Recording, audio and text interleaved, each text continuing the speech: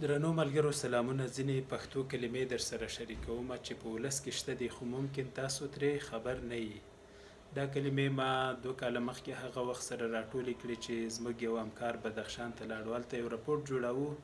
بیا یې زنګ راته وواهه چې آهنګر ته پښتو کې څه وایي. نو په همغه پسې ما همدغسې مختلفې کلمې راټولې کړې. آهنګر ته پښتو کې موږ پخ وایو او جمع یې څه شی دي؟ پخان. هغه کس ته وایي چې توبرګي ټکوي یا یې تیره کوي. او دې کسب ته بیا څه وایي؟ پخګري وایي. نجار چې ده چې له لرګي نه دروازې یو بل شی جوړوي، هغه ته موږ ترکاڼ وایو او جمع یې څه شی ده؟ ترکاڼان. او دې کسب ته څه وایي؟ ترکاڼي. څوک یې ترکاڼ هم بولي. ترکاڼان، ترکاڼي همدغسې هم ویلی سي.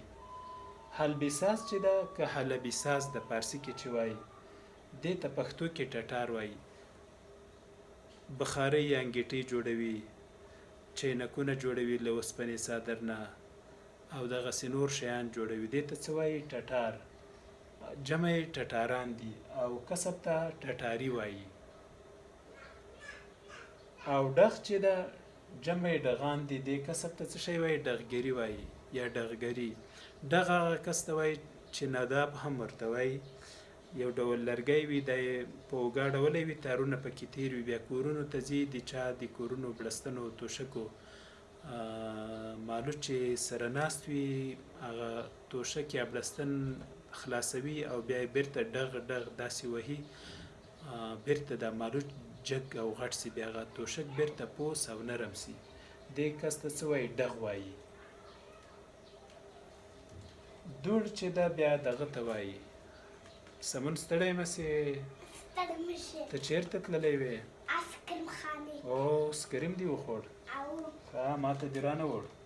نه، ته مریسکي. ما مریسکي سکریم او دی جوړ تیار ده. ټیک ده. نو دوړ جمع یې دوړان دي. دا کس چې ده له وړیو وزغنو نه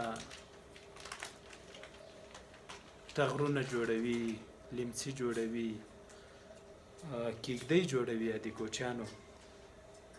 ګورئ، یو وړی دی بل وزغنې، د اوښ سو، د غوا او د میږې. دې ته څه وایي؟ غوا خو وړی نه لري، ویښتان د اوښ میږ دغه وړی لري، پشم چې وي. وزغنه بیا د وزې وي. وزغنو نه د کیږدۍ جوړیږي. ځی یا ژی چې خلک ورته وایي، د اوبو والا، هغه ترې جوړیږي. نو دا څوک شو؟ دوړ. جمع یې څه شی سو؟ دوړان. دوړان پښتنو کې یو قوم هم دی، خلک یې دوړان بولي. یو دوړ ده، د محسن دوړ چې ورته وایي، دوی خپله لهجه کې داوړ وایي. پښتو کې دوړ هم ورته وایي، خو د ده لهجې ته په پام یې خلک داوړ لیکي. لکه منظور پښتون چې د پښتني خلک لیکي، دوی په د میرامشه یعنې شمالي وزیرستان مرکز سره نږدې اوسېږي. یا دوړ دي یا داوړ دي. او دوړ چې ده یا دوړان چې دي یو قوم هم دی. او دوړان دغه کسب والا خلکو ته هم وایي، یعنې قوم به یې دوړ نه وي خو دا کسب کار به کوي. بل سواني، جمع یې سوانیان دي. هغه کس ته وایي چې سایکل باندې ګرځي، لور چې چاکوسو دا تیرې کوي. سوانګري هم دې کسب ته وایي. وسلهکار د وسلو ترمیمونکي ته وایي، چې وسله ټوپک وي، تپانچه وي، پټاخه چې ورته وایي ځینې خلک، دا چې خرابه سي هغه یې جوړوي. دې ته څه وایي؟ وسلهکار. پښتو ټپم ده وایي، د تور ټوپکو وسلهکاره، د ښو ځوانانو خون به ستا په غاړه وینه. سپرکار بیا هغه کس ته وایي چې هم اس ځغلولی شي او هم په اس پوهیږي. د